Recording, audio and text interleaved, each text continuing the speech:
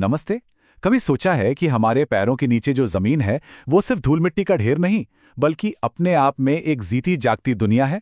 तो चलिए आज इसी जिंदा जमीन यानी भारत की मिट्टी की कहानी को थोड़ा करीब से जानते हैं।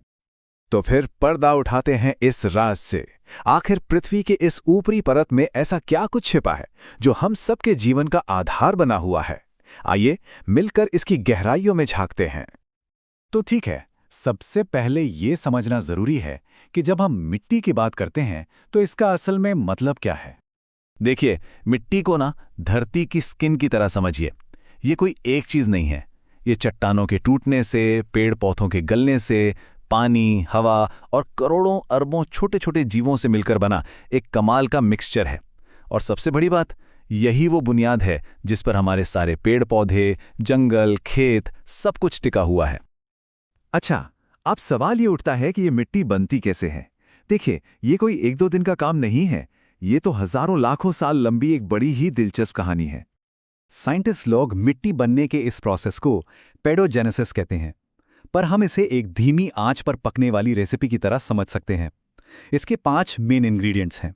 पहला, पेरेंट रॉक यानी वो चट्टान जिससे मिट्टी बनना शुरू होती है। दूसरा, क्लाइमेट मतलब धूप, गर्मी, बारिश का खेल। तीसरा और बहुत जरूरी, टाइम, क्योंकि इंच भर मिट्टी बनने में भी सदियां लग जाती हैं। चौथा है जमीन का ढलान। और पांचवां, जो सबसे जरूरी है, वो हैं पेड़ पौधे और छोटे छोटे जीव। यही तो हैं जो मिट्टी में जान डालते हैं। आप जरा इस रेसिपी के फाइनल मिक्सचर पे नजर डालिए। एक अच्छी सेहतमंद मिट्टी में करीब 45% खनिज होते हैं, 25% पानी और 25% हवा। लेकिन असली जादू छिपा है उस छोटे से 5% हिस्से में, जिसे हम ह्यूमस या ऑर्गेनिक मैटर कहते हैं। यही मिट्टी की जान है, उसकी ताकत है, उसकी उपजाऊ शक्ति का राज है। तो ये तो हुई कहानी कि मिट्टी बनती कैसे है। अब चलिए निकलते हैं एक सफर पर भारत के अलग अलग कोनों में और देखते हैं कि हमारे देश में कितने तरह की शानदार मिट्टियां मिलती हैं। भारत में मिट्टियों की वैरायटी तो बस कमाल है। हर मिट्टी का अपना अलग मिजाज है। उत्तर भारत के मैदानों में मिलती है जलोढ़ मिट्टी, जो हमारे देश का अन्न का कटोरा है। फिर चलिए दक्कन के पठार, जहां काली मिट्टी का राज है। इसे कपास के लिए बेस्ट माना जाता है, क्योंकि ये पानी को पकड़ कर रखती है। दक्षिण और पूरब में लाल मिट्टी दिखती है, जिसका रंग इसमें मौजूद लोहे की वजह से है। जहां बहुत बारिश होती है वहां मिलती है लेटराइट मिट्टी, जो चाय कॉफी के बगानों के लिए एकदम परफेक्ट है। और हां, राजस्थान की रेतीली और हिमालय की पहाड़ी मिट्टी को कैसे भूल सकते हैं। उनकी अपनी ही खासियतें हैं। अरे हां, एक छोटी पर काम की बात, काली मिट्टी को एक और नाम से भी जाना जाता है, रेगुर मिट्टी। ये नाम अक्सर एग्जाम्स में भी पूछ लिया जाता है, तो इसे याद रखना फायदेमंद हो सकता है। लेकिन अगर एक सवाल आए कि इन सब मिट्टियों में सबसे ज्यादा उपजाऊ, सबसे ज्यादा फर्टाइल कौन है, तो बिना किसी शक के जवाब है जलोढ़ मिट्टी। देश का ज्यादातर अनाज इसी मिट्टी की देन है। तो मिट्टी हमारे लिए इतनी कीमती है, ये तो हम समझ गए। लेकिन कहानी में एक ट्विस्ट है।